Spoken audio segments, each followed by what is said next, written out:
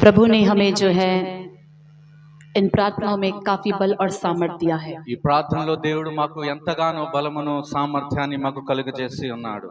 और जितने लोग भी उन प्रार्थना में आए, मैं उनके लिए परमेश्वर का धन्यवाद देना चाहती हूँ। ఎంతమంది అయితే ఈ ప్రార్థనలో వచ్చారో వారందరికీ వందనములు తెలియపరుస్తున్నాను। मेरे लिए प्रार्थना करने वाले आप सभी को भी हृदय पूर्वक मैं धन्यवाद देना నా चाहती हूँ। కొరకు కూడా ప్రార్థించిన వారందరికీ నా హృదయపూర్వకమైన వందనాలు। हमने छत्तीसगढ़ के लिए भी प्रार्थना किया। మేము ఛత్తీస్గఢ్కు మేము ప్రార్థించాం। प्रभु के वचन को हमने क्लेम कर करके हमने प्रार्थना किया। దేని వాక్యాన్ని ఒప్పుకుంటూ మేము ప్రార్థించాం। जैसे फिरौन के समय में परमेश्वर ने लाल समुद्र को 2 भागों में बांट दिया था। ఎలాగైతే ఫరో సమయంలో ఎర్ర సముద్రాన్ని 2 పాయలుగా చీల్చివేశాడో, मिस्रियों और इजरायलियों को लाल समुद्र के बीच में प्रभु ने मिस्रियों को जो है इजरायलियों को छूने से रोकने के लिए अग्नि स्तंभ बीच में आकर उनको डरा कर प्रभु रोक दिया। ఆ ఇశ్రాయేలీయులు వెళ్ళినప్పుడు వారిని తాటకుండా వారిని ముట్టకుండా అగ్ని స్తంభం వారిని కమ్మగా ఐగుప్తులు వారిని చూడలేకపోయారు, ఇశ్రాయేలు ప్రజల్ని తాకలేకపోయారు। यहाँ तक कि परमेश्वर ने उनको ऐसा डराया कि उनके रथों के पहिए भी खुल गए। ఎలాగ భయపెట్టాడంటే ఆ రథం యొక్క చక్రాలు కూడా ఊడిపోయాయి। हालेलुया। హల్లెలూయా। शासनों को बदलने वाला परमेश्वर है हमारा परमेश्वर। శాసనాన్ని మార్చే దేవుడు మన దేవుడు। परमेश्वर गद्दी पर विराजमान है। మన దేవుడు పదవ మీద ఆసీనుడై ఉన్నాడు। प्रभु जो है विरोधियों के बीच में भी जितने लोग आने वाले दिनों में प्रभु का प्रचारक बनने वाले हैं, शाऊल जैसे लोगों को पौलुस बदलने के लिए भी हमने प्रार्थना किया। మనకు తెలియదు విరోధులు కూడా ఎంతమంది అయితే ఉన్నారో వారు కూడా ఎంతో మంది షౌలులాగా ఉన్నవారు పౌలుగా ఎంతమంది మార్చబడతారో మనకు తెలియదు। ऐसे लोगों के लिए हमने प्रार्थना किया है। అలాంటి వారి కొరకు మేము ప్రార్థించాం। डिवाइन प्रोटेक्शन के लिए हमने प्रार्थना किया। ఒక దైవికమైన కాపుదల కొరకు మేము ప్రార్థించాం। जैसे एलिया के समय में ओबद्या ने 100 जो है नबियों को गुफा में सुरक्षित छिपा कर रखा, वैसा प्रोटेक्शन प्रभु अपने लोगों को छत्तीसगढ़ में देने के लिए हमने प्रार्थना किया। ఎలాగైతే ఏలియా సమయంలో ఓబద్య ఎలాగైతే ఆ ప్రవక్తలు ఎలాగైతే వందలుగా ఆ గుహలు ఎలాగైతే కాచి కాపాడారో అలా కాచి కాపాడే విషయంలో మేము ప్రార్థించాం। बहुत सारे वचनों को कोड करके हमने प्रार्थना किया। ఎన్నో వాక్యాలు తెరిచి మేము ప్రార్థించాం। और मैं विश्वास करती हूँ कि आत्मिक मंडल में हमें विजय मिल चुका है। నేను విశ్వసిస్తున్నాను ఆత్మీయ మండలంలో మనకు విజయం అనుగ్రహించబడ్డది। आमीन। హల్లెలూయా ఆమేన్। आज का वचन का भाग है परमेश्वर की इच्छा के अनुसार दुख। ఈ రోజు వాక్యం యొక్క సందేశం దేవుని చిత్తానుసారమైన దుఃఖము। आमीन। ఆమేన్। दुख कहने से ही लोगों को डर लगता है। దుఃఖం చెప్తేనే ప్రజలు భయపడుతుంటారు। हमेशा यही प्रार्थना करते कि परमेश्वर मुझे हर प्रकार के दुख से बचा कर మనం रखे। ఎల్లప్పుడూ ఏం ప్రార్థిస్తామంటే ప్రభువా ప్రతి విధమైన దుఃఖం నుండి మనల్ని కాపాడు। है कि नहीं? అవునా కాదు? प्रभु मुझे मेरे घर में कोई दुखी नहीं आना। ప్రభువా నా ఇంట్లో ఎటువంటి దుఃఖం కూడా రాకూడదు। मेरे जिंदगी में कोई दुखी नहीं నా आना। జీవితంలో ఎటువంటి దుఃఖం కూడా लेकिन రాకూడదు। प्रभु का वचन में एक ऐसी बात लिखी हुई है। కానీ దేవుని వాక్యంలో ఎలాంటి వాక్యము ఎలాంటి మాట రాయబడి पहला ఉన్నదంటే, पत्रस 4 अध्याय 19वां वचन। మొదటి పేతురు రాసిన పత్రిక 4వ అధ్యాయము 19వ వచనం। पिछले सप्ताह हमने इस वचनों में से कुछ वचनों को ध्यान किया था। గత వారంలో ఈ వాక్యం నుండి కొన్ని వాక్యాలు మనం ధ్యానించాం। पहला पत्रस उसका 4 अध्याय 19वां वचन। మొదటి పేతురు రాసిన పత్రిక 4వ అధ్యాయము 19వ వచనం। కాబట్టి దేవుని చిత్త ప్రకారము బాధపడువారు సత్ప్రవర్తన గలవారే నమ్మకమైన సృష్టికర్తకు తమ ఆత్మలను అప్పగించుకొనవలెను। इसलिए जो परमेश्वर की इच्छा के अनुसार दुख उठाते हैं। దేవుని చిత్తానుసారమైన దుఃఖమును పొందుచున్నారు। परमेश्वर की इच्छा का एक दुख होता है। దేవుని చిత్తానుసారమైన ఆ దుఃఖం ఉంటాది। यानी परमेश्वर उसे हमारे जिंदगी में होने देता है। దాని అర్థం ఏంటంటే ఆ దుఃఖాన్ని దేవుడు మన జీవితంలో అనుమతిస్తూ ఉంటాడు। वो प्रभु की इच्छा का एक भाग है। అది దేవుని చిత్తంలో ఒక భాగమై ఉన్నది। कितने लोग चाहते हैं कि आपकी जिंदगी में, हमारी जिंदगी में स्वर्गीय इच्छा पूरी हो? ఎంతమంది కోరుకుంటున్నారు మీ జీవితంలో మన జీవితంలో దేవుని పరలోకం యొక్క చిత్తం మన జీవితంలో నెరవేర్చబడాలని? परमेश्वर की ही इच्छा मेरे जिंदगी में पूरा होना है, ऐसा कहने वाले हाथों को उठाकर प्रभु దేవుని की स्तुति करें। చిత్తం మన జీవితంలో నెరవేర్చబడాలి అలాంటి చెప్పేవారు చేతులెత్తండి। हालेलुया। హల్లెలూయా। तो परमेश्वर की इच्छा में एक इच्छा यह भी है कि हम दुख उठाए। అయితే దేవుని చిత్తంలో ఒక చిత్తం ఏమిటంటే మనము కూడా దుఃఖాన్ని అనుభవించాలి. उसे हम अवॉइड नहीं कर सकते हैं। దాన్ని మనం అవాయిడ్ చేయలేము. जब वो दुख कैसे आएगा, कहाँ से आएगा, कोई भी पहले से बता नहीं ఆ सकता। దుఃఖం ఎలాగొస్తుంది, ఎటువైపు నుంచి వస్తుంది ఎవరు చెప్పలేరు. अलग अलग दुखों को हम देख सकते हैं। వేరే వేరే దుఃఖాలను మనం చూడగలుగుతాం. पिछले सप्ताह भी मैंने बताया था, గత వారంలో కూడా నేను చెప్పాను. ऐसा दुख होता है मसीही होने के कारण अन्य जातियों के द्वारा कभी कभी दुख हमारे जिंदगी में आता है। క్రైస్తవులు అనబడిన తర్వాత అన్యజనుల ద్వారా కొన్ని దుఃఖాలు మనకు వస్తాయి.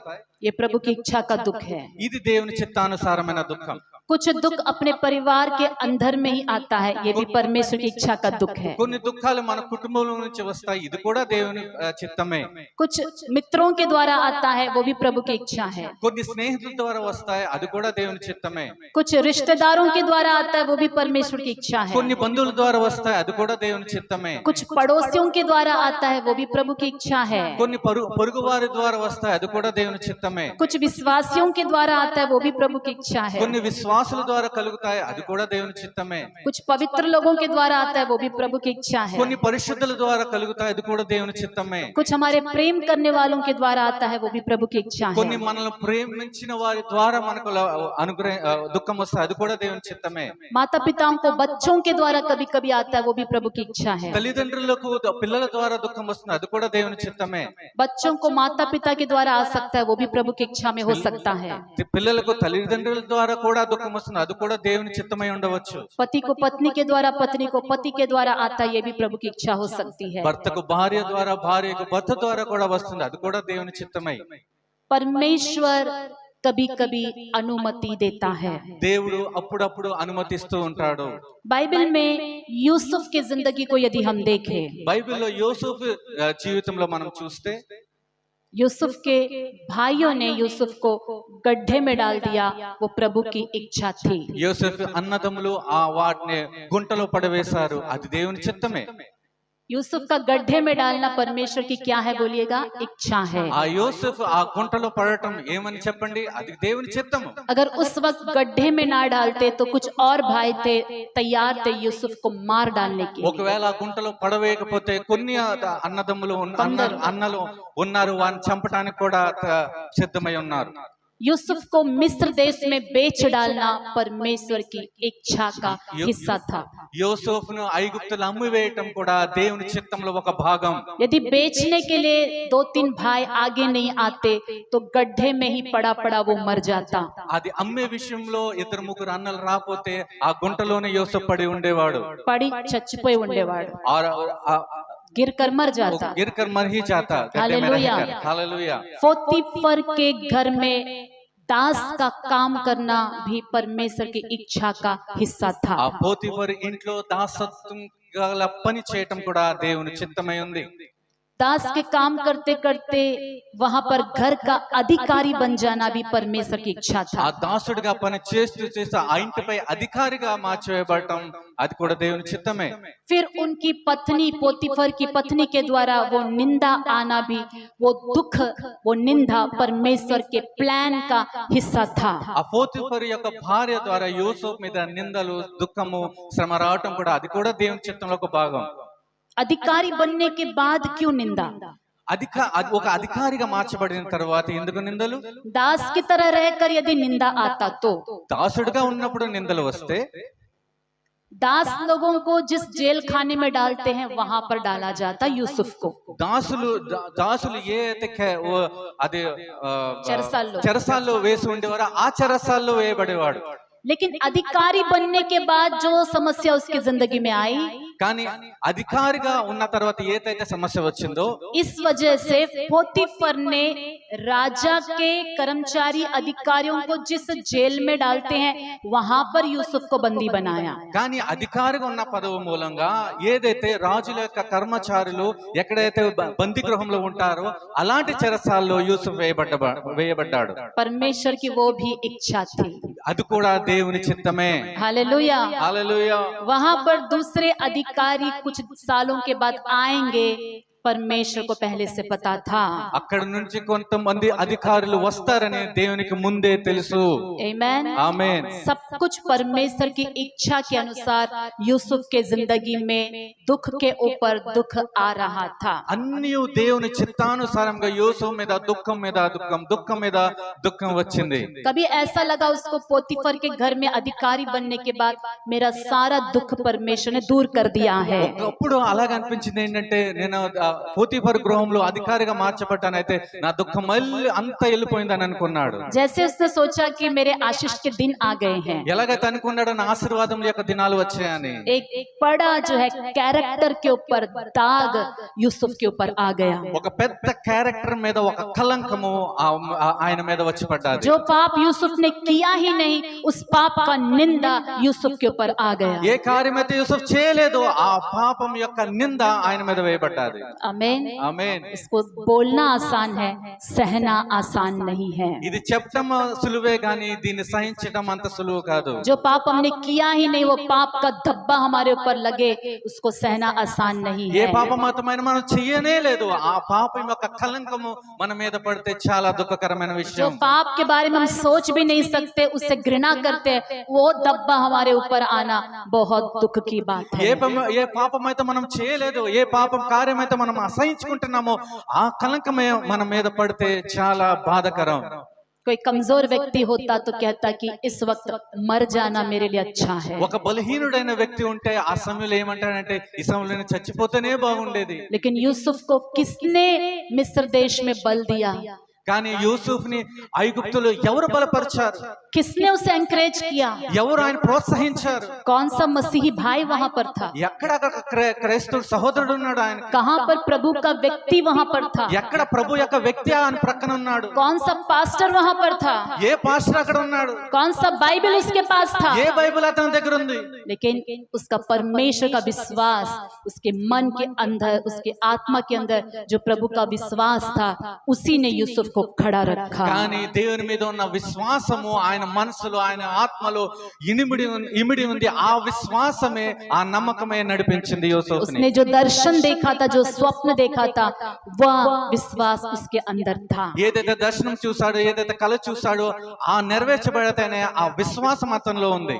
वहां से जेल में गया, అక్కడి నుంచి చెరసాలకు వెళ్ళాడు. वहां भी प्रभु ने उसे छोड़ा नहीं। అక్కడ కూడా ప్రభు విడిచిపెట్టలేదు. कुछ दिन तकलीफ में था, కొన్ని దినాలు దుఃఖంలోనే ఉన్నాడు. फिर वहां भी वो अधिकारी बन गया। అక్కడ కూడా ఒక అధికారిగా మార్చబడ్డాడు. आमीन। ఆమేన్. परमेश्वर के चुने हुए लोगों को परमेश्वर सर की तरह ही रखेगा, पूंछ की तरह नहीं रखेगा। దేవుడు ఎన్నుకొనబడిన వారి జీవితాన్ని దేవుడు తలగానే ఉంచుతాడు గాని తోకగా ఉంచడు. परेशानी समस्या एक तरफ है, लेकिन एक तरफ परमेश्वर उनको हर जगह प्रभु उनके साथ है ये महसूस कराते रहेगा। సమస్యలు ఇబ్బందులు ఒకవైపు గాని ఒకవైపు దేవుడు నేను నీకు తోడుగా ఉన్నానని ప్రోత్సహిస్తూ లిఫ్ట్ చేస్తూ ఉంటాడు. हो सकता है कई रात यूसुफ अकेले में रोया होगा, అయి ఉండవచ్చు, ఎన్నో రాత్రులు యోసేపు ఒంటరిగా ఏడ్చి ఉండవచ్చు. लेकिन फिर भी परमेश्वर का सामर्थ्य हाथ उसके साथ है। प्रभु उसे ये तसल्ली देता रहा। కానీ దేవుని యొక్క బలమైన హస్తం మనకు తోడుగా ఉంది ఆయన ఆదరించే విషయంలో. हालेलुया। हालेलुया। और एक दिन यूसुफ के जिंदगी में वो दर्शन पूरा हो जाता है। కానీ ఒక రోజు ఆ దర్శనం యోసేపు యొక్క జీవితంలో నెరవేర్చబడిపోయింది. जितना बड़ा महिमा होता है उतना बड़ा परीक्षा होता है। ఎంత పెద్ద మహిమ ఎదురు ఉంటాదో అంత పెద్ద పరీక్ష వెనకాల ఉంటాది. आमीन। ఆమేన్. परमेश्वर की इच्छा के अनुसार यूसुफ ने दुख उठाया। దేవుని చిత్తానుసారమైన దుఃఖాన్ని యోసేపు అనుభవించాడు. देखिए पहला पत्रस जिस वचन को हमने 4 अध्याय 19 में पढ़ा है, చూడండి మొదటి పేతురు రాసిన పత్రిక 4వ అధ్యాయం ఏదైతే 19వ వాక్యం మనం చదివి ఉన్నామో उसको जब हम पूरा पढ़ते हैं देखेंगे, మనం పూర్తిగా మనం చదివి చూద్దాం. इसलिए जो परमेश्वर की इच्छा के अनुसार दुख उठाते हैं वे भलाई करते हुए अपने अपने प्राण को विश्वास योग्य सृजनहार के हाथ में सौंप दे। మనం పూర్తిగా చదువుదాం. కాబట్టి దేవుని చిత్త ప్రకారం బాధపడువారు సత్ప్రవర్తన గలవారే నమ్మకమైన సృష్టికర్తకు తమ ఆత్మలను అప్పగించుకొనవలెను. आमीन। ఆమేన్. दुख उठाना एक तरफ है, దుఃఖం అనుభవించటం ఒకవైపు. 2 तरह के लोग होते हैं।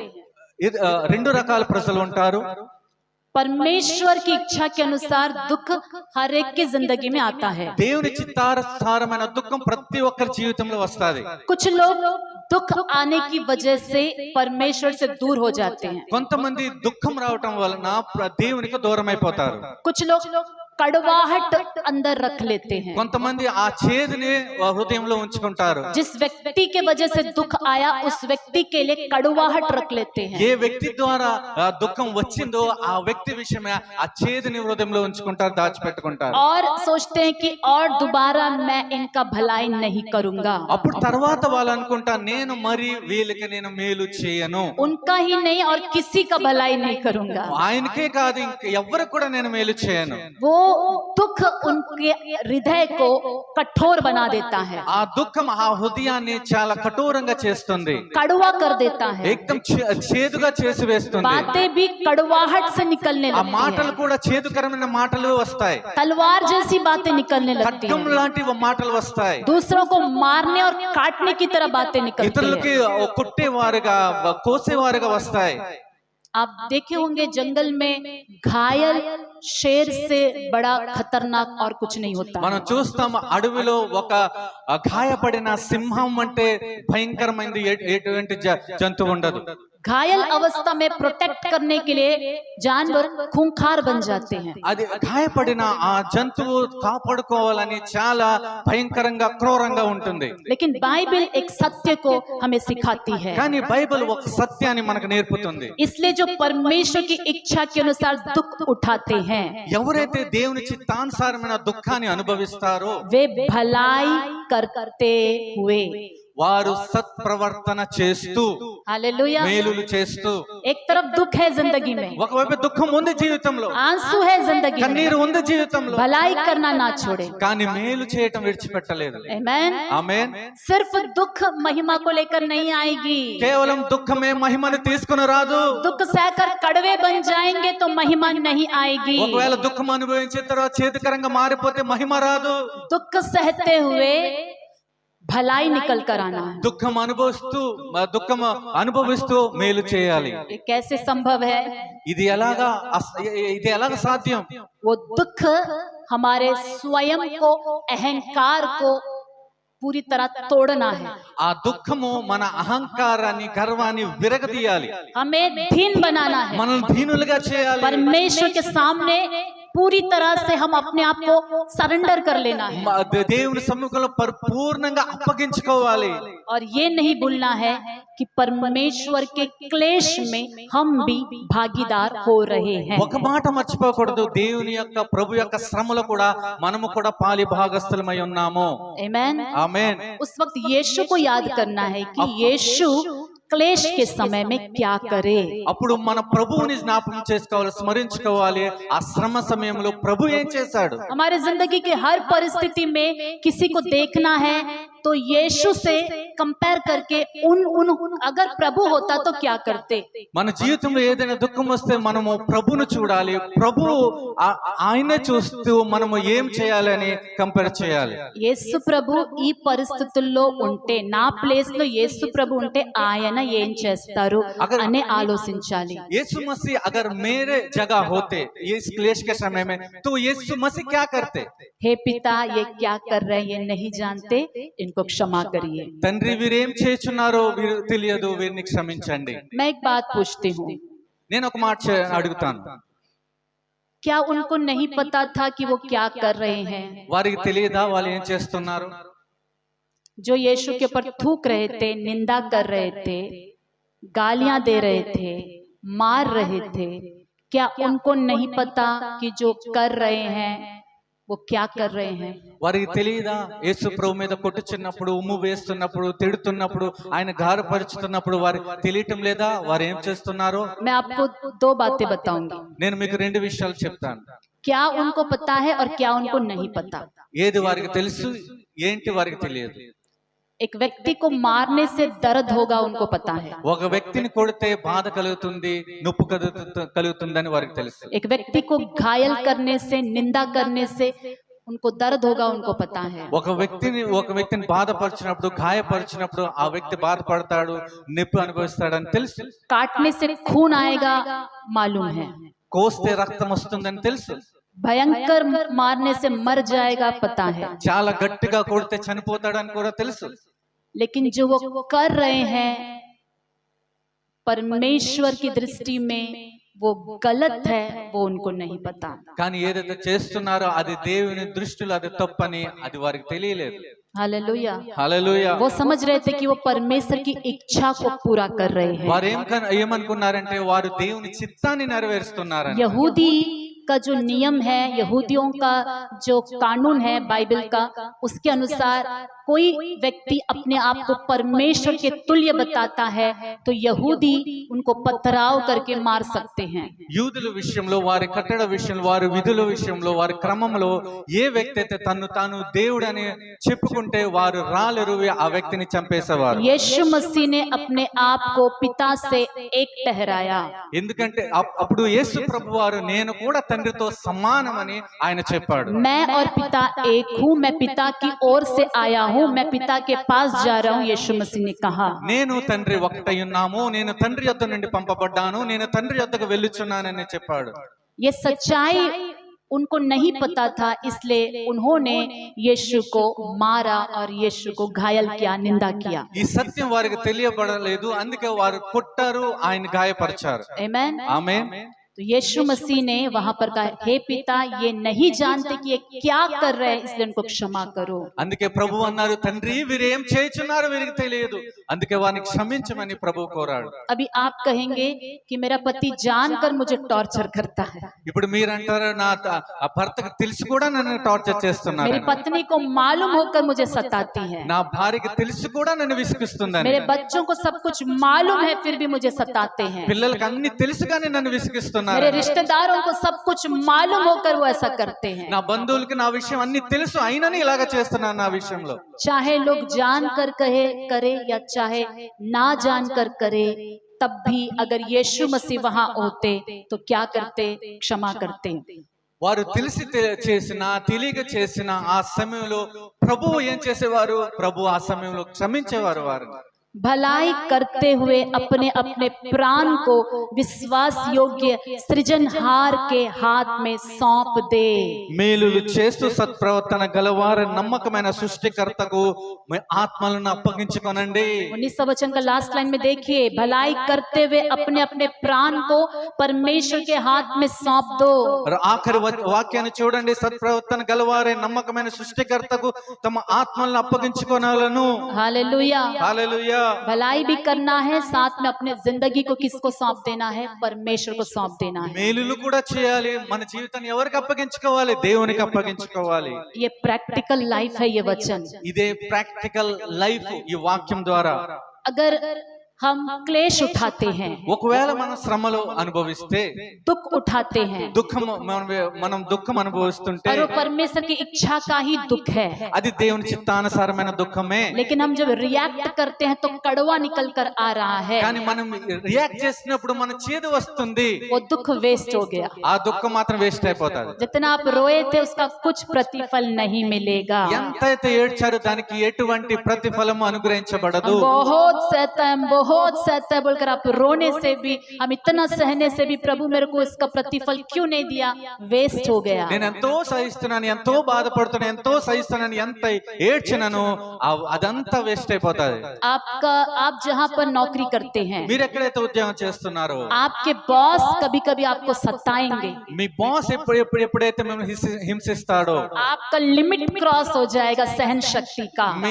మీ సహనం యొక్క లిమిట్ క్రాస్ అయిపోతుంది. అది హింస సహిస్తూ आपके पास दो ऑप्शन है. మీ దగ్గర రెండు ఆప్షన్లే ఉంటాయి. बुरा भला बोलकर मुंह के ऊपर फेंक कर आ सकते हैं, ఏదో ఒక మంచి చెడ్డ చెప్పి ఆ ముఖం మీద విసిరేసి మీరు రావచ్చు. सारा गुस्सा उनके ऊपर उतार कर सब कुछ फेंक कर वापस घर आ सकते మీ हैं. దుఃఖం అంతా చెప్పేసి అన్ని दुखम का कोपम, ఆ కోపం అంతా ఆయన మీద విసిరివేసి అన్ని ఆయన ముఖం మీద పడవేసి కూడా రావచ్చు. डाम डूम दोबारा आपका चेहरा नहीं देखेगा बोल के दरवाजा लात मार के भी बाहर आ सकते ఎన్నో हैं. సౌండ్లు ఢామ్ డూమ్ చేస్తూ తలుపును కాలుతో కొట్టి తన్ని కూడా మీరు రావచ్చు.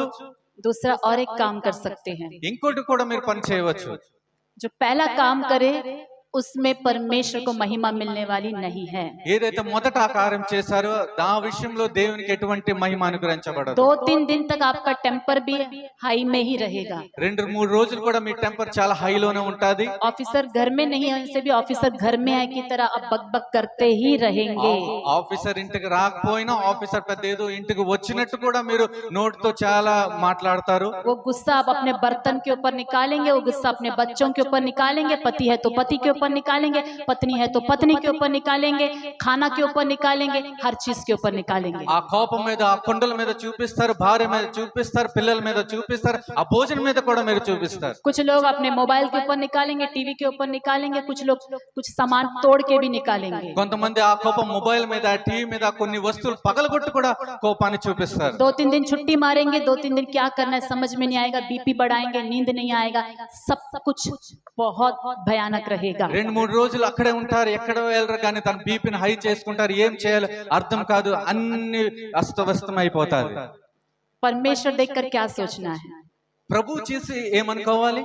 मेरे दुख में से 1% दुख सह नहीं पाए। నా దుఃఖంలో 1% దుఃఖం కూడా సహించుకోలేకపోయారు. मारा नहीं ऑफिसर ने आपको, ఆఫీసర్ మిమ్మల్ని కొట్టలేదు. यीशु को मारने का तरह चाबुक से नहीं मारा गया, యేసుని కొట్టినట్టు కొరడాలతో కొట్టలేదు. सिर्फ वर्ड्स, बातें सताया गया, बातों से। కేవలం హింసించే మాటల్నే పలికాడు. या फिर आपका काम अच्छा होने से भी अच्छा नहीं है बोला गया। ఒకవేళ మీ పని బాగున్నా సరే బాగలేదని కూడా చెప్పి ఉండవచ్చు. आमेन। ఆమేన్. उसका भड़ास ऐसा निकालते हैं कि फिर वो आवाज बहुत दूर तक सुनाई देती है। ఆ కోపం ఎలా బయట తీసివేస్తారంటే బయట కూడా వినిపిస్తుంది. 1% हम प्रभु के दुख में भागीदार नहीं हो पा रहे हैं, 1% కూడా దేవుని యొక్క దుఃఖంలో పాలి భాగస్థులు అవ్వలేకపోతున్నాం. लेकिन परमेश्वर की सारी महिमा का भागीदार होना चाहते हैं, కానీ దేవుని యొక్క అన్ని మహిమల మన పాలి భాగస్థులు स्वर्ग में एंटर होना चाहते हैं, పరలోకంలో ఎంటర్ అవ్వాలనుకుంటున్నాం. वहां पे महिमा का वस्त्र पहनकर हम चमकना चाहते हैं। అక్కడ మహిమ వస్త్రాలతో మనం మెరవాలనుకుంటున్నాం. कैसे मिलेगा?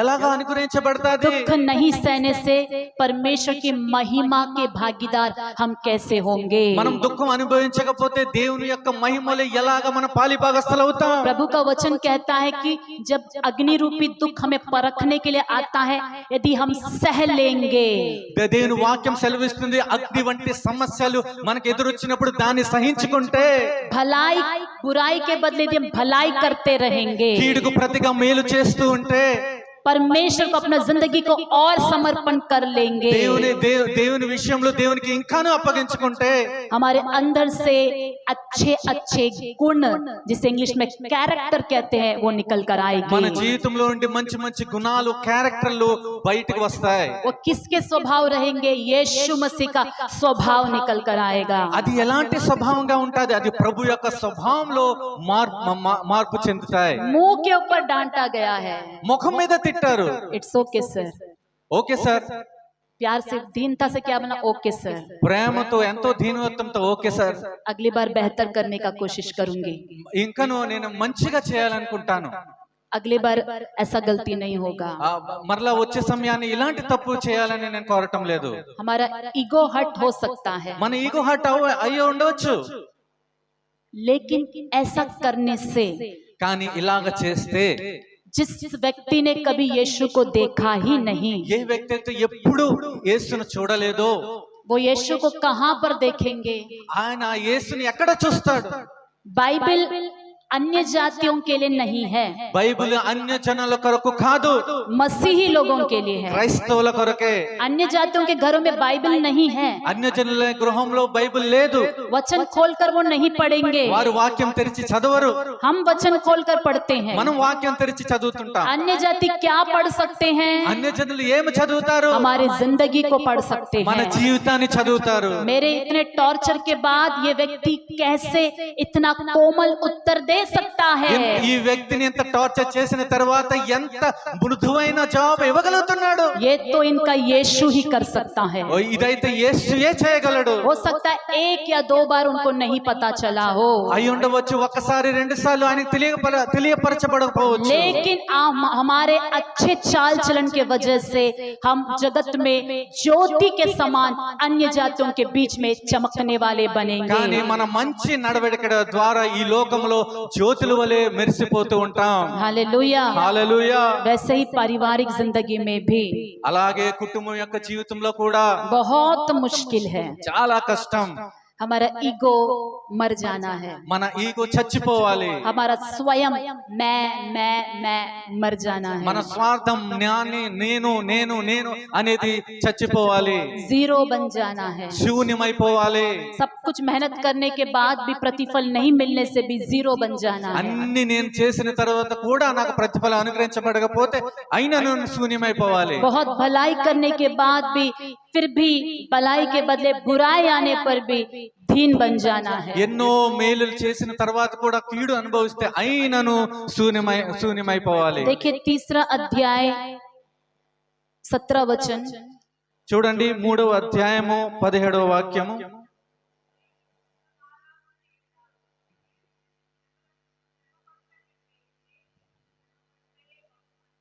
क्योंकि यदि परमेश्वर की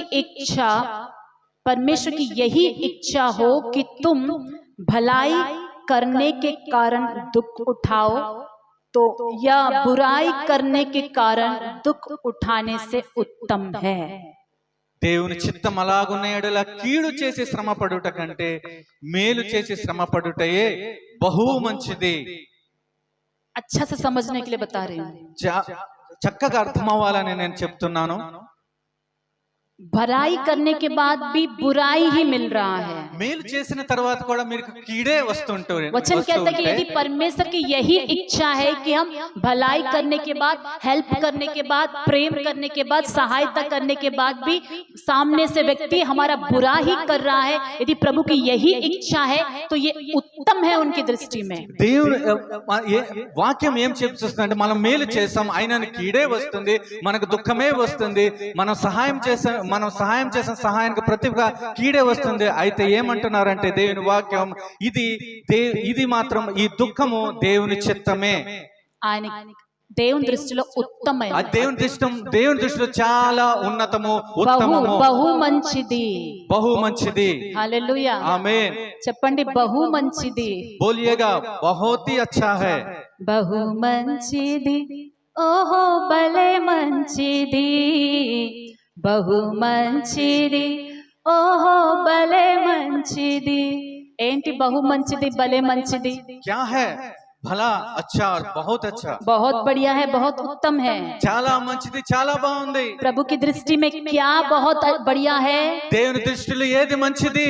भलाई करने के बाद यदि हम बुराई पाते हैं, మనం మేలు చేసిన తర్వాత కీడును అనుభవిస్తూ ఉంటే आपको लगेगा कि परमेश्वर कितना बुरा है, మీకు అనిపిస్తుంది దేవుడు ఎంత చెడ్డవాడని, मेरे लिए कितना बुरा सोचता है, నా కొరకు ఎంత కీడుగా ఆలోచిస్తున్నాడని. मैं भला करना है నేను మాత్రం మేలు చేయాలి, लेकिन भलाई करने के बाद बुराई मिलना है. కానీ మేలు చేసిన తర్వాత కీడును అనుభవించాలి. और प्रभु बोलता है कि बहुत बढ़िया हुआ. కానీ ప్రభు అంటున్నాడు చాలా బాగుంది, చాలా మంచిది. ये क्या न्याय है परमेश्वर? ఇది ఎలాంటి న్యాయము, ఎలాంటి తీర్పు ప్రభువా? हम क्या एक्सपेक्ट करते हैं हमेशा? మనం ఏది ఎల్లప్పుడు మనం ఏమి ఎక్స్పెక్ట్ చేస్తాం?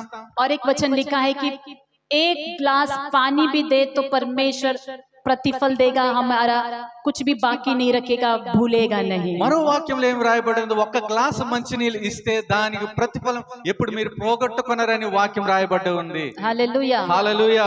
मनुष्यों से भलाई मिलेगा प्रभु ने नहीं बताया. మనుషుల ద్వారా మేలులు జరుగుతాయి అని దేవుడు అక్కడ చెప్పలేదు. आमेन. ఆమేన్. परमेश्वर भूलने वाला परमेश्वर नहीं है. కానీ దేవుడు మర్చిపోయే దేవుడు కాదు. आप भलाई करोगे, बुराई मिला है. మీరు మేలులు చేశారు, మీరు కీడు వచ్చింది. उत्तम कैसे हुआ मैं बताती हूँ. అది మంచిది ఎలాగా మార్చబడ్డదో నేను చెప్తాను. आपने भलाई किया, మీరు మేలులు చేశారు, आप जिसने भलाई पाया उसने भी भलाई कर दिया. ఓ ఎవరైతే మేలు అనుభవించారో వారు మీకు కూడా మేలు చేసేసారు. बराबर हो गया, हिसाब खत्म. అది హిసాబ్ బరాబర్ అయిపోయింది. स्वर्ग में कुछ जमा नहीं हुआ. అక్కడ పరలోకంలో ఏమి కూర్చబడలేదు. అక్కడ आपने भलाई किया है, మీరు మేలు చేశారు, लेकिन पलट कर कुछ नहीं मिला.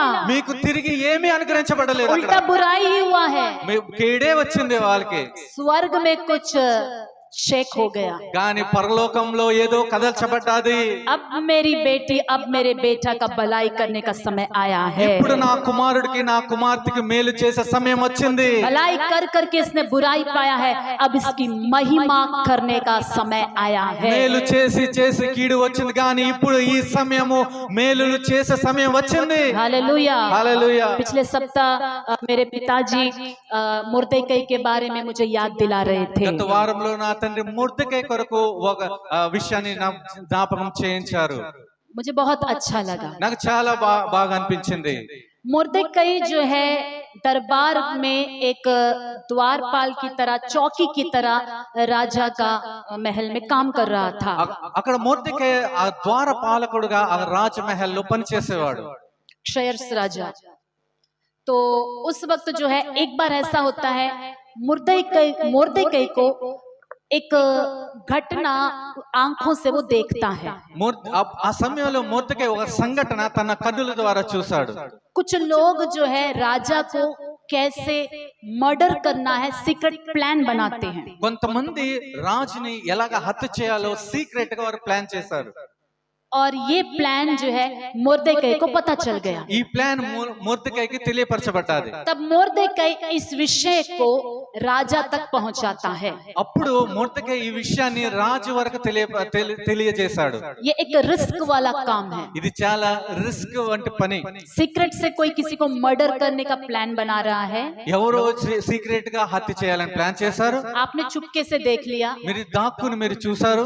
अगर आप जाकर बताते हैं, ఒకవేళ మీరు వెళ్ళి చెప్తే जाते समय रास्ते में भी आकर कोई आपको खत्म कर सकता है, వెళ్ళినప్పుడు దారి మధ్యలో కూడా వచ్చి మిమ్మల్ని చంపివేస్తారు.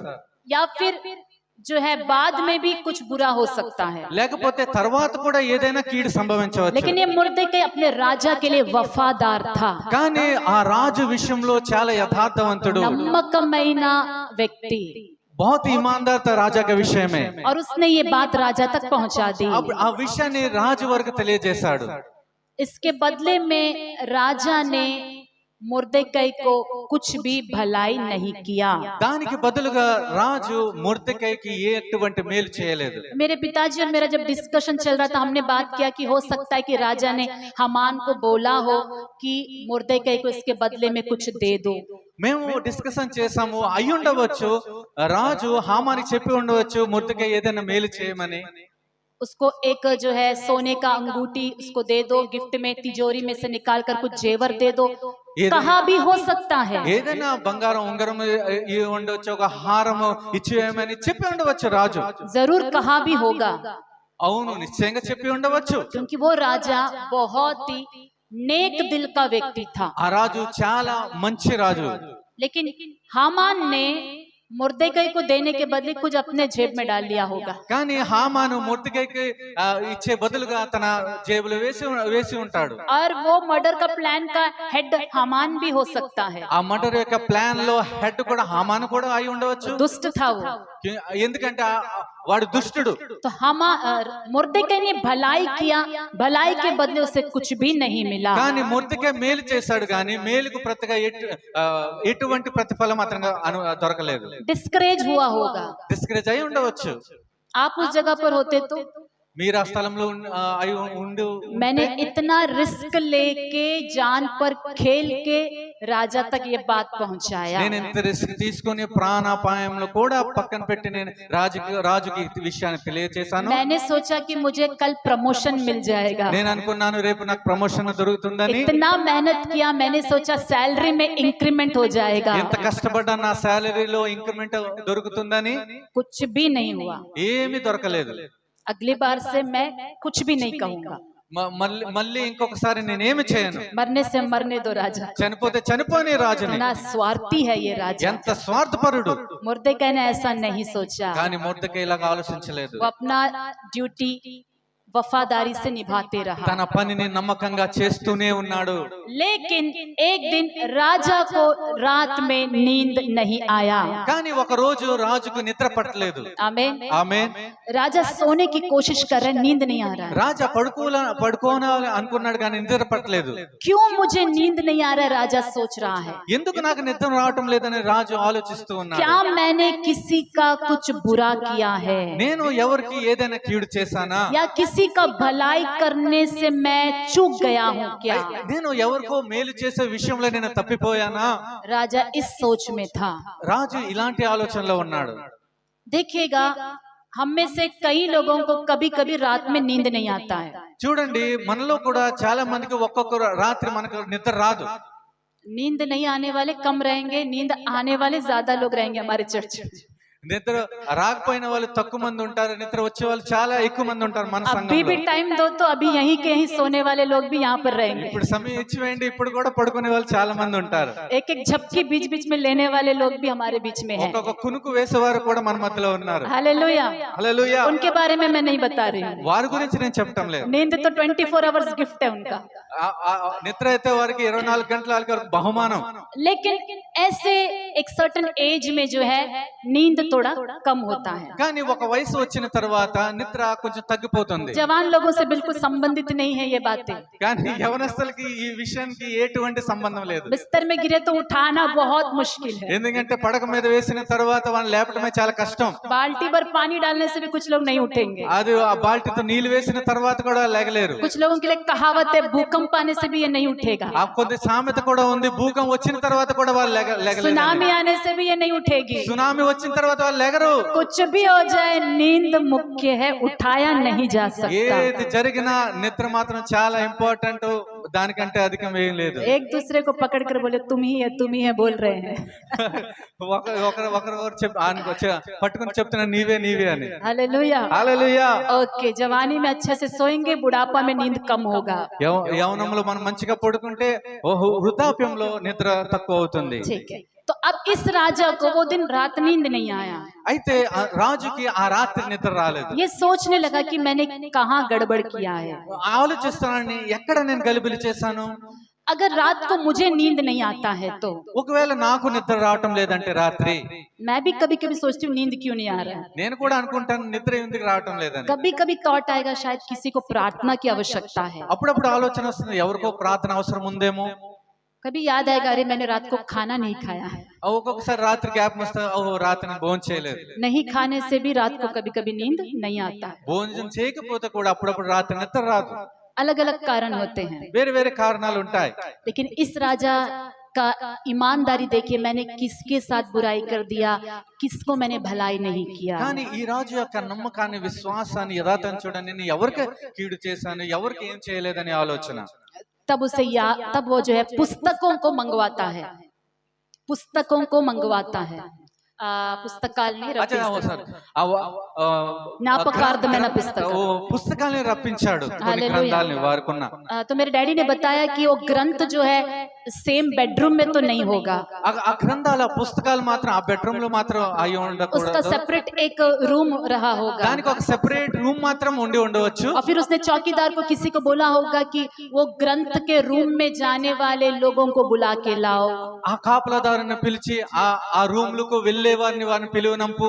अगर उसका नाइट शिफ्ट नहीं है तो उसको घर जाके बुलाया गया होगा। ఒకవేళ అతని నైట్ షిఫ్ట్ లేకపోతే అతనికి ఇంటికి వెళ్ళి అతను పిలిచేవారు. अलग से शास्त्री होते थे जो पढ़कर बताते थे। వేరే శాస్త్రులు ఉండేవారు, దాన్ని చదివి వినిపించేవారు. रात रात को भाग भाग कर सैनिक किसी शास्त्री के घर गए होंगे, ఆ రాత్రి ఒక సైనికుడు పరిగెట్టి ఆ శాస్త్రుల ఇంటికి వెళ్ళి ఉండవచ్చు. और वो भाग भाग के रात को आए होंगे। వారు పరుగున వారు భవనానికి वो लाइब्रेरी का रूम फटाफट खोले होंगे, ఆ లైబ్రరీ చాలా త్వరగా తెరిచి ఉండవచ్చు. और उस ग्रंथ को निकाले होंगे। ఆ గ్రంథాన్ని తీసి ఉండవచ్చు. जो भलाई करता है उस भलाई के बारे में उस पुस्तक में लिखी होती है। ఏదైతే మేలు చేస్తారో ఆ గ్రంథంలో రాయబడి ఉంటాయి. राजा ने बोला कि पढ़कर देखो पिछले कुछ महीनों में किसी ने मेरा भलाई किया है, लेकिन पलटकर मैंने भलाई के बदले भलाई करना मैं भूल गया हूँ। ఆ రాజు వారు తెరిచి చూడు గ్రంథంలో ఈ కొన్ని దినాలు ఎవరైతే మేలు చేశారు కానీ దానికి ప్రతిఫలంగా ఎవరికి నేను వారికి సహాయం చేయలేదు, ప్రతిఫలంగా మేలు చేయలేదని చెప్పి ఉండవచ్చు. इस विषय से एक बात पता चलता है, ఈ విషయంలో ఒక మాట మాత్రం తెలియపరచబడుతుంది ఏంటంటే भलाई पाकर भलाई नहीं करने से आपका नींद उड़ जाएगा। ఆ మేలు పొందుకొని మేలు చేయకపోతే నిద్ర వెళ్ళిపోతాది. हालेलुया, హల్లెలూయా. भलाई पाकर बुराई करने से भी नींद उड़ जाएगा। మేలు పొందుకొని కీడు చేస్తే కూడా నిద్రపోతాది. नींद नहीं उड़ा तो कुछ और उड़ जाएगा। నిద్ర రావటం లేదు, ఇంక వేరే ఎగిరిపోతాది. हालेलुया, హల్లెలూయా. हमारे साथ ऐसा नहीं होना चाहिए कि हम भलाई को पाकर बुराई करें। మన విషయంలో అవ్వకూడదు, మనం మేలు పొందుకొని మనం కీడు చేయటం. यदि किसी ने आपकी भलाई किया है तो पलटकर उसकी बुराई मत करिएगा। ఎవరైతే మీకు మేలు చేశారో దానికి ప్రతిఫలంగా వారు కీడు చేయకండి. उसने आपकी बुराई नहीं किया तो उसकी बुराई मत करिएगा। మీకు వారు కీడు చేయకపోతే వారికి ప్రతిఫలం మీరు కూడా వారికి కీడు చేయకండి. हर भलाई के बदले दूसरों की भी भलाई करिएगा। ప్రతి మేలుకు ప్రతిఫలంగా ఇతరులకు మేలు చేయండి. किसी से सहायता पाए हैं तो धन्यवादी बने रहिएगा। ఎవరితో సహాయం పొందుకుంటే వారికి కృతజ్ఞత కలిగి ఉండండి. जिसने आपका कुछ नहीं बिगाड़ा है, आप कारण उसके ऊपर समस्या खड़ा मत करिएगा। మీకు ఎవరికి ఇబ్బందిగా చేయకపోతే మీకు అకారణంగా వారికి ఇబ్బందికరంగా ఉండకండి. हालेलुया, హల్లెలూయా.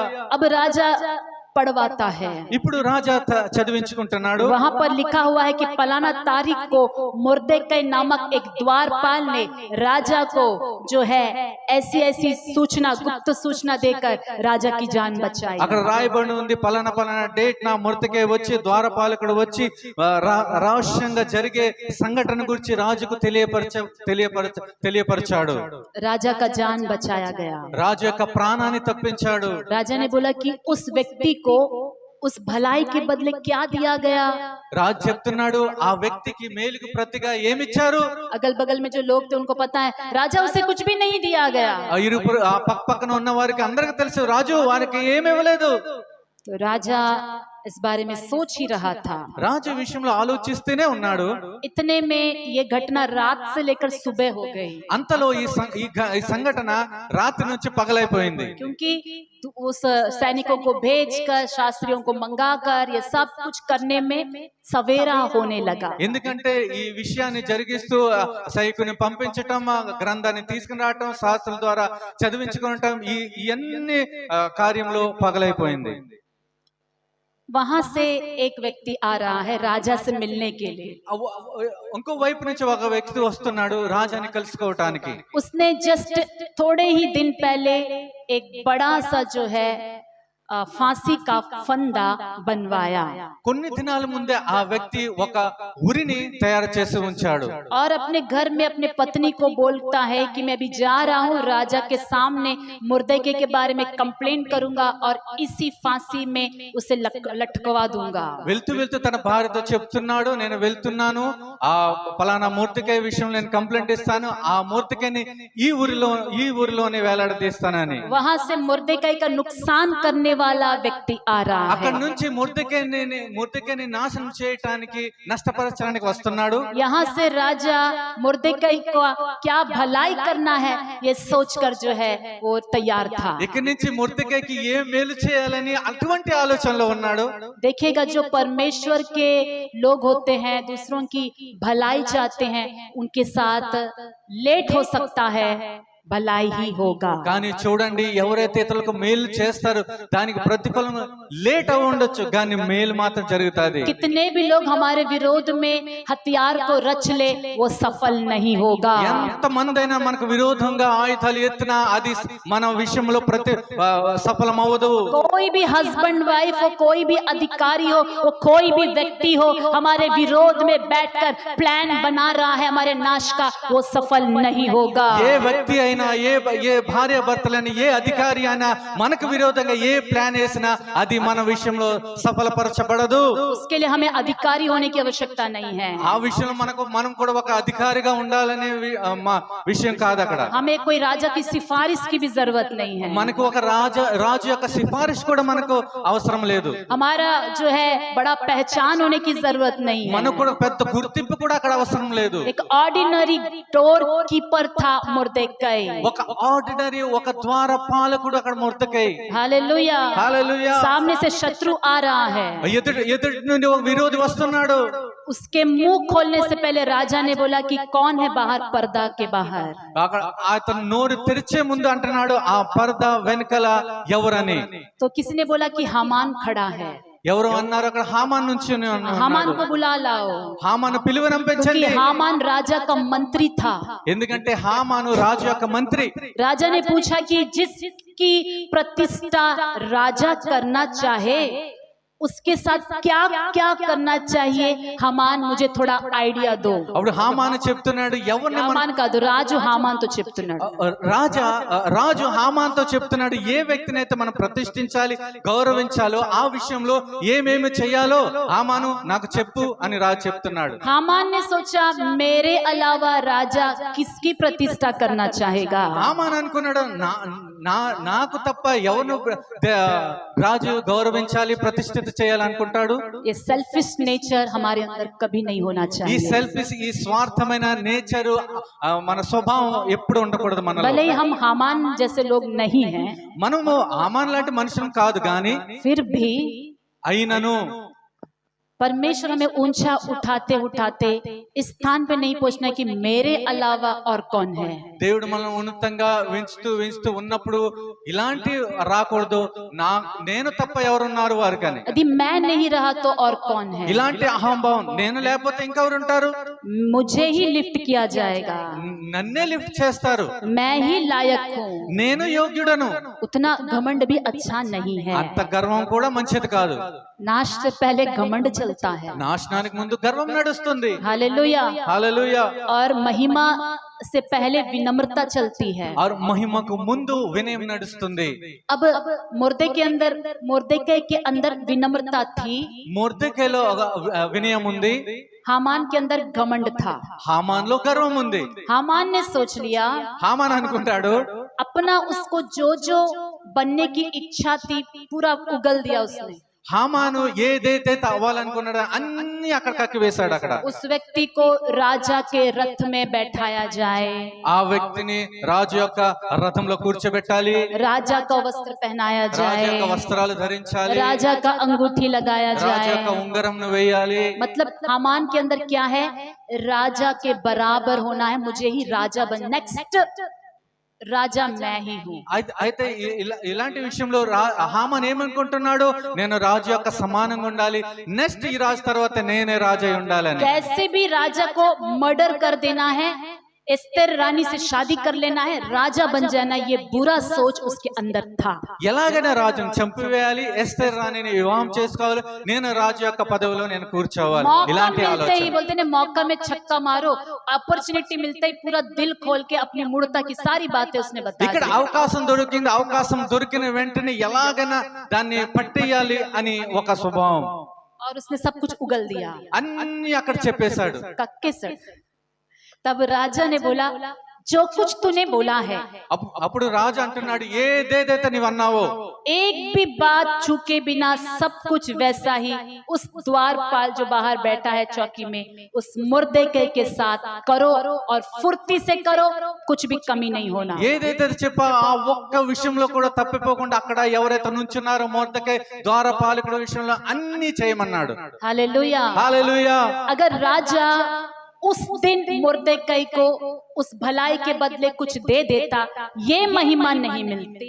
రాజు ఆ మేలుకు ప్రతిగా అప్పుడే ఆ ఏదైనా సహాయం చేసి ఉంటే ఇప్పుడు ఈ సమయంలో ఈ మహిమ అనుగ్రహించబడేది కాదు. समझ में आ रहा है आपको? అర్థమైందా మీకు? उस दिन मिलता तो शायद सिर्फ $1 या $50 पैसे मिल जाते। ఆ సమయంలో అనుగ్రహించబడి ఉంటే $1 ఏదో $50 అనుగ్రహించబడి ఉండేది. चांदी का 30 सिक्का मिल जाता, 30 వెండి నాణేలు దొరికి ఉండేవి, या फिर 2 सोने के सिक्के मिल లేకపోతే जाते, 2 బంగారు నాణేలు అనుగ్రహించబడి ఉండేవి, या फिर राजा के महल में एक दिन खाना खाने का मौका मिल లేకపోతే जाता, రాజు యొక్క మహిళ ఒక రోజు భోజనం చేసే అవకాశం దొరికి ఉండేది, छोटा मोटा कुछ भी गिफ्ट मिल जाता। ఏదో చిన్న చిన్న బహుమానాలు దొరికి ఉండేవి. लेकिन देर होने की वजह से, కానీ లేట్ అయిన కారణంగా भलाई के बदले भलाई नहीं मिलने पर भी మేలుకు ప్రతిగా మేలులు పొందలేదు. అందుకారణంగా मुर्दकै कड़वा नहीं हुआ, మొర్దెకై అక్కడ చేదును పెట్టుకోలేదు. అక్కడ मुर्दकै ने जॉब रिजाइन नहीं किया, మొర్దెకై అక్కడ జాబ్ రిజైన్ చేయలేదు.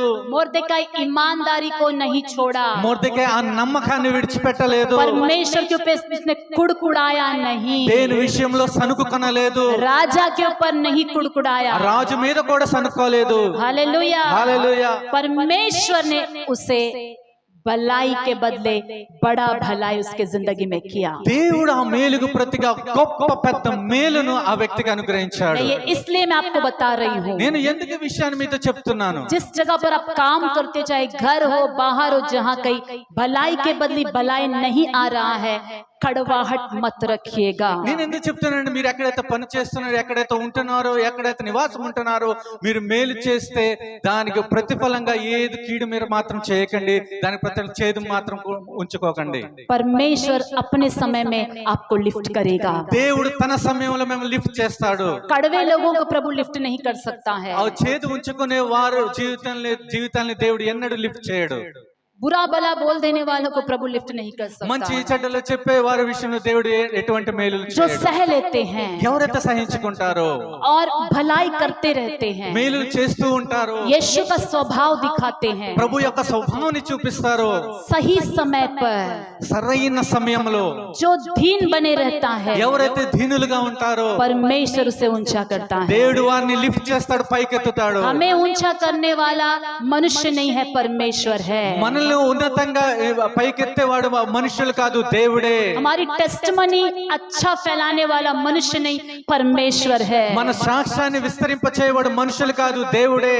मनुष्य हमारी गवाही को नाश कर सकते हैं, మనుషులు మన సాక్ష్యాన్ని నాశనం చేయవచ్చు, दुख होने की बात नहीं है। అది దుఃఖపడే విషయం కాదు. परमेश्वर ने अनुमति दिया है उस समस्या को, क्लेश को सहने के लिए। దేవుడు అక్కడ అనుమతించాడు ఆ శ్రమాన్ని, ఆ దుఃఖాన్ని అనుభవించడానికి. लोग बुरा भला कह सकते हैं, कोई बात नहीं, ప్రజలు మంచి చెడ్డలు చెప్పవచ్చు, ఏం పర్వాలేదు, सह लेंगे దాన్ని సహించుకుందాం, और अच्छे बने रहेंगे, ఇంకా మంచి వారిగా మనం परमेश्वर के మార్చబడదాం, अधीन हो जाएंगे। దేవునికి విధేయులైపోదాం. परमेश्वर सही समय में उसका महिमा देगा। దేవుడు సరైన సమయంలో దానికి ప్రతిఫలం దేవుడు అనుగ్రహిస్తాడు. परमेश्वर की इच्छा का दुख महिमा को उत्पन्न करता है। దేవుని చిత్తానుసారమైన దుఃఖము మహిమను సృష్టిస్తుంది. फिर से पढ़ना चाहूंगी 3 अध्याय 17 वचन, మరలా చదవాలనుకుంటున్నాను 3వ అధ్యాయము 17వ వాక్యం. क्योंकि यदि परमेश्वर की यही इच्छा हो कि तुम भलाई करने के कारण दुख उठाओ, तो यह बुराई करने के कारण दुख उठाने से उत्तम है। దేవుని చిత్తం అలాగున్న ఎడల కీడు చేసి శ్రమ పడుట కంటే మేలు చేసి శ్రమ పడుటయే బహు మంచిది. हालेलुया, హల్లెలూయా. बोलेंगे। చెప్దామా? भलाई करके दुख उठाना परमेश्वर की दृष्टि में उत्तम है। మేలు చేసి కీడు అనుభవించటం దేవుని చిత్తంలో చాలా ఉత్తమము, చాలా మంచిది. उस स्थान तक अपने जिंदगी को अर्पण करना है। ఆ స్థానం వరకు మన జీవితాన్ని అప్పగించుకోవాలి. आसान बात नहीं है, అది చాలా సులువైనది కాదు. గాని आंसू आएंगे, కన్నీరు వస్తాయి, दुख आएगा, దుఃఖం వస్తాది, फिर भी मुंह नहीं खोलना है। ఆయన నోరు తెరవకూడదు. अगर खोलते हैं तो मीठा बोलना है। ఒకవేళ నోరు తెరిస్తే చాలా తీపికరమైన మాటలు చెప్పాలి. घायल अवस्था में कड़वाहट आसानी से निकलता है। అది గాయపడే విషయంలో ఆ చేదుకరమైన మాటలు చాలా సులువుగా వస్తాయి. यीशु मसीह को ध्यान करना जरूरी है, యేసు మసీని స్మరించుకోవటం, ధ్యానించుకోవటం చాలా అత్యవసరం. उनको ही अपना आदर्श हमें बनाना चाहिए। ఆయన మనకు మాదిరిగా ఉంచుకోవాలి. छोटे छोटे बातों में अचानक उबल के निकलने वाला जीवन नहीं होना చిన్న चाहिए। చిన్న చిన్న చిన్న మాటలు మనం లేచి మనం ఎగరటం అది మంచిది కాదు. प्रभु के सामने हमें कई बातों में मरना होगा। దేవుని విషయంలో ఎన్నో విషయాలు మనం చచ్చిపోవాలి. इसलिए बाइबल कहती है डाई टू सेल्फ, అందుకే దేవుని వాక్యం సెలవిస్తుంది, నీకు నీవు చనిపోవాలి. अपने सूली को उठाओ, अपने आप का इनकार करो। నీ సిలువనెత్తుకో, నిన్ను నీవు నిరాకరించుకో. वो अपने आप का इनकार करने में का अर्थ है कई बातों में मरना होगा। తన్ను తాను నిరాకరించుకోవటం అర్థం ఏంటంటే ఎన్నో విషయాల్లో చనిపోవటం. इमिडिएटली लोग उस भलाई को नहीं पहचान पाएंगे। వెంటనే ఆ మేలుని ప్రజలు గ్రహింపలేరు వెంటనే. आप मीठा बात करोगे तो बोलेंगे कि ये पत्थर दिल है, इसको असर ही नहीं होगा, ऐसा उल्टा भी बोल सकते हैं। మీరు తీపికరణ మాటలు చెప్తే ఈ రాతి వంటి గుండె వీటికి అర్థమవుదేమో ఈ విషయాలని చెప్తారు. कई बार लोग ऐसा मारेंगे, यदि आप उसको भी सह लेंगे तो लोग उल्टा बोलेंगे कि आप ही जो है क्या है, పత్థర్ దిల్ వాలే. ఎదుటి వ్యక్తి కొట్టినా సరే మీరు సహించుకుంటే వారు ఏమంటారంటే వీలైతే రాతి గల మనుషులని వారే మీకు ఎదురు చెప్తారు. कितना भी बोलो इन लोगों को शर्म नहीं है, उल्टा ऐसा बोलेंगे. ఎంతవరకు చెప్తారు ఏంటంటే వీళ్ళకి సిగ్గు కూడా లేదని. कुछ भी बोलने से भी सह लेना है. ఏది చెప్పినా సరే సహించుకోవాలి. एक समय आएगा, ఒక సమయం వస్తుంది, परमेश्वर आपकी गवाही, आपका गुणों को उनको दिखाएगा. మీ యొక్క సాక్ష్యాన్ని మీ యొక్క గుణాల్ని దేవుడు వారికి మీ ప్రత్యక్షపరుస్తాడు. సాక్ష్యము, మీ మంచి గుణము ప్రభువే వారికి కనపరుస్తారు. आमेन. ఆమేన్. यीशु मसीह का स्वभाव लोगों को दिखने लगेगा. యేసు ప్రభు యొక్క స్వభావము ప్రజలకు కనపరచబడతాది. तब वो आपकी अच्छाई के वजह से परमेश्वर को महिमा देंगे. అప్పుడు మీ యొక్క మంచి కార్యాల విషయమై వారు ప్రభుని మహిమపరుస్తారు. మీ మంచితనాన్ని చూసి వాళ్ళే హృదయం నొచ్చుకుని మారు మనసు కూడా పొందుతారు. आपके अच्छे स्वभाव को देखकर खुद ही वो अपने मन को फिराएंगे. आपको जो परमेश्वर जो महिमा देगा, उस महिमा को देखकर वो तब समझ पाएंगे कि आप कौन है. మీకు ఏదైతే దేవుడు మహిమ ఇస్తున్నాడో ఆ మహిమను చూసి అప్పుడు వారు అర్థం చేసుకుంటారు మీరు ఎవరని. तब तक ये जो है इस सीजन सीखने वाला है बोलकर आधीन हो जाना है. అప్పటి వరకు ఈ సీజన్ మనం నేర్చుకోవాలి, నేర్పించబడాలని మనం ముందుకు వెళ్ళిపోవాలి. भलाई करना मत रोकिए, మేలులు చేయటం ఆపివేయకండి. प्रभु के अधीन रहना मत छोड़िए. ప్రభుకి విధేయులవటం విడిచిపెట్టకండి. हालेलुया. హల్లెలూయా. अगले सप्ताह इसमें हम लगातार वचन को हम ध्यान करेंगे. వచ్చే వారంలో ఇంకా మనం కంటిన్యూగా వాక్యాన్ని ధ్యానించుకుందాం. आइए हम सभी आंखों को बंद करें, రండి మనం అందరం కళ్ళు మూసుకుందాం. परमेश्वर के सामने अपनी जिंदगी को अर्पण करेंगे. దేవుని సమ్ముఖంలో మన జీవితాన్ని అప్పగించుకుందాం. आइए सब